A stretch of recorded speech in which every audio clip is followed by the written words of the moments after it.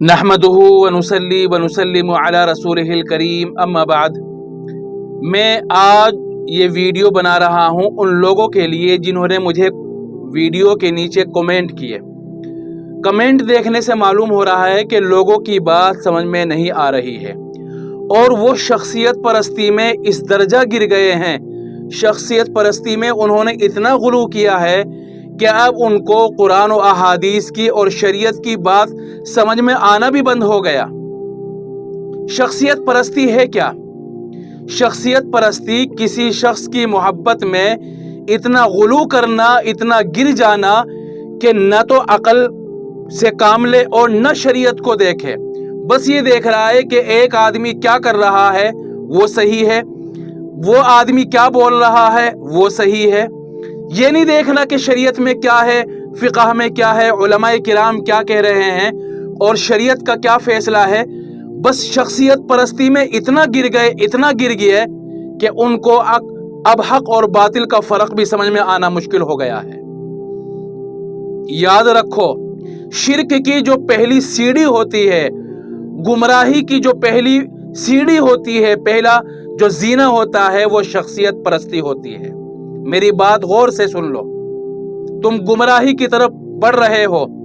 अगर मौलाना साद के सिलसिले में मैंने कोई बात कही, मुझे लगा कि कुरान और हदीस के खिलाफ है, तो उसको समझाना ज़रूरी था, लेकिन लोगों को लगा कि नहीं, बात वही सही है जो मौलाना साद का है, चाहे कुरान उसके खिलाफ हो जाए, चाहे उस उलमा उसके खिलाफ हो जाए, लेकिन बात वही है जो मौलाना साद का है। ये शख्सियत परस्ती गुमराही के पहला जीना है, शिर्क का पहला जीना है।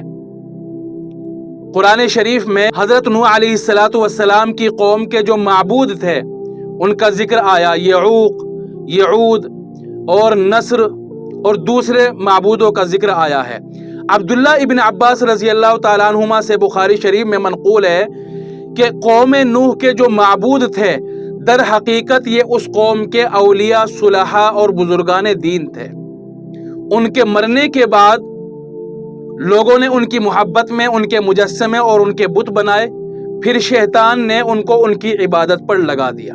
तो इसी शख्सियत परस्ती ने दुनिया के अंदर शिर्क की ईजाद की। जितने भी गुमराह फ़िरक़े हैं आजकल, उनमें से अक्सर शख्सियत परस्ती से ही शुरू हुए हैं। कोई एक फ़िरक़ा देख लो, बरेलवी मजहब देख लो या जमात इस्लामी को ले लो, ये शख्सियत परस्ती से शुरू नहीं हुए। आप इनको गलत क्यों कहते हो? मौलाना साद साहब जो मसाइल, जो मोबाइल का मसला है या दूसरे मामलात है, उनमें वो गलत बोलते हैं। और दूसरे ये कि लोग उनके बारे में गुलू करते हैं। कभी भी मौलाना साद ने लोगों को उनको रोकने की कोशिश नहीं की। अब तो नाउज़ बिल्लाह ऐसा भी सुनने में आ रहा है, कुछ लोग कह रहे हैं कि हम मौलाना साद ही इमाम मेहदी है। कितनी गलत बात है। क्या कभी मौलाना साद ने अपने बयान में इसकी तरदीद की है? दुनिया की खबर रहती है। कोई आदमी आजकल इतना घिरा हुआ नहीं है कि उसको बाहर के हालात मालूम ना हो। लोगों ने मौलाना साद के बारे में ऐसे ऐसे वाक़यात घड़ रखे हैं कि वो एक दफ़ा सफ़र से जा रहे थे, गाड़ी में बैठे हुए थे, रास्ते में एक आदमी का इंतकाल हो गया, मौलाना साद ने उसको जिंदा कर दिया। हमेशा उनके बयान में कुछ न कुछ ऐसा मिलता है कि जिसमें उलमा की मुखालफत होती है। या तो वो शरीयत के खिलाफ बोलेंगे या उलमा के खिलाफ बोलेंगे। साफ साफ न बोले, लेकिन उसमें इस तरह का मवाद ज़रूर होता है। मौलाना साद की तायीद करने के लिए अब कोई तैयार भी नहीं हो रहा है। बहुत सारे ममालिक में मौलाना साद का बायकाट हो गया। दारुल ने फतवा दिया, लोगों ने समझाया, उलमाए किराम इनके खिलाफ हो गए।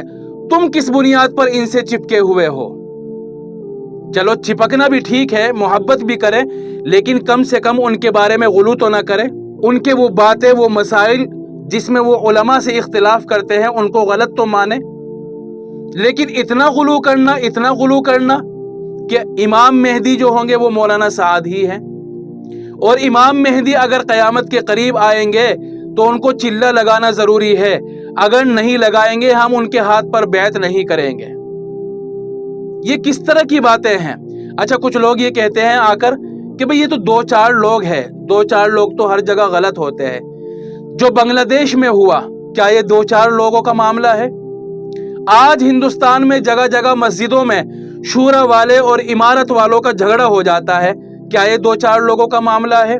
دارالعلوم کے سفیر چندہ لینے کے لیے جاتے ہیں تو بعض جاہل جماعت والے ان کو وہاں چندہ کرنے سے منع کر دیتے ہیں۔ کیوں؟ کیونکہ دارالعلوم نے مولانا سعد کے خلاف فتویٰ دیا۔ کیا یہ 2-4 لوگوں کا معاملہ ہے؟ آپ اپنے محلے میں، اپنے شہر میں، اپنے گاؤں میں لوگوں کو 2 حصوں میں تقسیم ہوتے نہیں دیکھ رہے؟ کیا یہ 2-4 لوگوں کا معاملہ ہے؟ اس لیے ساری باتوں کو سمجھنے کی ضرورت ہے۔ اللہ تعالیٰ نے اس امت کو درمیانی امت بنایا، وَكَذَلِكَ جَعَلْنَاكُمْ أُمَّةً وَسَطًا، ہم نے تمہیں درمیانی راہ والی امت بنایا ہے۔ اور غلو کرنے والوں کو اللہ نے پھٹکار لگائی ہے قرآن شریف میں، قُلْ يَا أَهْلَ الْكِتَابِ لَا تَغْلُوا فِي دِينِكُمْ غَيْرَ الْحَقِّ، اے اہل کتاب اپنے دین میں حق کے مقابلے میں غلو نہ کرو۔ تو کسی کی تعریف میں، کسی کی محبت میں اتنا غلو نہ کرو کہ آدمی کو اچھے اور برے کی تمیز بھی نہ رہے۔ بالکل مولانا سعد صاحب سے محبت کرنی چاہیے، لیکن ایک تو ان کے بارے میں قرآن و حدیث کے خلاف عقیدہ نہیں رکھنا چاہیے، اور جو وہ مسائل بیان کرتے ہیں، غلط بیان کرتے ہیں، ان کو غلط ہی سمجھنا چاہیے۔ دین کا معاملہ، مسائل کا معاملہ یہ علماء سے جڑا ہوا ہے، تو اس معاملے میں ان کی پیروی کرنی چاہیے، ان کے پیچھے چلنا چاہیے۔ یہ مولانا سعد کا فیلڈ نہیں ہے، یہ مولانا سعد کا میدان نہیں ہے کہ وہ مسائل کو بیان کرے، اس میں اجتہاد کرے، لوگوں سے، علماء سے اختلاف کرے۔ ان کا کام ہے دعوت و تبلیغ، مرکز نظام الدین، بالکل وہ اس میں پرفیکٹ ہے، اس میں ہی ان کو لگنا چاہیے۔ لیکن جو دوسرے کام ہیں ان میں ان کو ہاتھ ہی نہیں ڈالنا چاہیے۔ ہمیں اپنی زندگی کا جو مقتدی اور رہنما بنانا چاہیے وہ قرآن و احادیث ہے۔ محبت ہر دیندار سے ہونی چاہیے، اپنے اکابرین سے، اپنے علماء سے، اپنے بزرگان دین سے، ذمہ داروں سے، سب سے خوب محبت کرو۔ لیکن ہمارا جو مقتدی ہوگا، ہمارا جو رہنما ہوگا، ہمارا جو قائد ہوگا، وہ سب سے پہلے محمد رسول اللہ صلی اللہ علیہ وسلم ہے۔ ہم اگر کسی سے محبت کریں گے تو وہ دین کی خاطر، نفرت کریں گے تو وہ دین کی خاطر۔ میرے کہنے کا مطلب یہ نہیں ہے کہ مولانا سعد برے انسان ہیں، بہت اچھے انسان ہیں، اکابرین ہیں، بزرگان دین ہیں۔ اور جب میں مدرسے میں پڑھا کرتا تھا، وہاں وہ کبھی کبھی تشریف لایا کرتے تھے، تو میں ان سے اچھی طرح جا کر ملاقات کرتا تھا، اور اب بھی جاتا ہوں نظام الدین تو وہاں بھی ان سے ملاقات کرتا ہوں۔ ادب و احترام میں کوئی کمی نہیں ہونی چاہیے۔ ایک نے مجھے میسج کیا تھا کہ تم ان کی یہ غلطی بھی بیان کر رہے ہو اور ان کو دامت برکاتہم بھی کہتے ہو، ان کو حضرت بھی کہتے ہو۔ تو میں نے اس کو جواب دیا کہ بھئی اختلاف بھی ضروری ہے اور احترام بھی ضروری ہے۔ تو یہ مطلب نہیں ہے کہ آپ ان کو برا بھلا کہو یا ان کی قربانیوں کو ایک طرف رکھ دو۔ وہ ہمارے بڑے ہیں، ان کا احترام بھی ضروری ہے، ان کا اکرام بھی ضروری ہے، ان سے محبت کرنا بھی ضروری ہے۔ لیکن جو باتیں وہ غلط کر رہے ہیں وہ تو غلط ہے، ان میں اتباع کرنا ضروری نہیں ہے، ان کو تو غلط سمجھو کم سے کم۔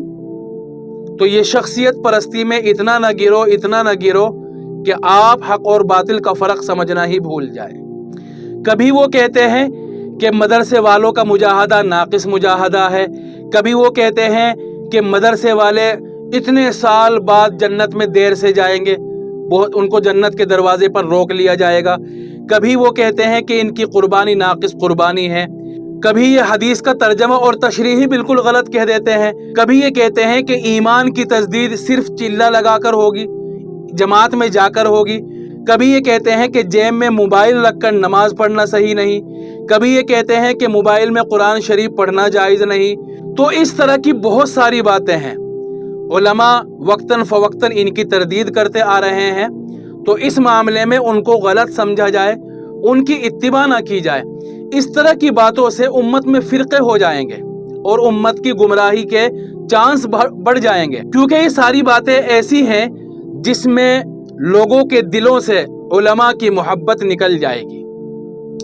جب لوگوں کے دلوں سے علماء کی محبت نکل جائے گی یا کم ہو جائے گی تو ان کے دین پر حملہ کرنا، اور ان کو بہکانا آسان ہو جائے گا، کیونکہ ایمان کی سرپرستی کرنے والے اور صحیح راستہ دکھانے والے، دین کا صحیح راستہ دکھانے والے وہ علماء کرام ہی تو ہیں، وہی تو قرآن و حدیث کے ماہر ہوتے ہیں، وہی دین کو جاننے والے ہوتے ہیں۔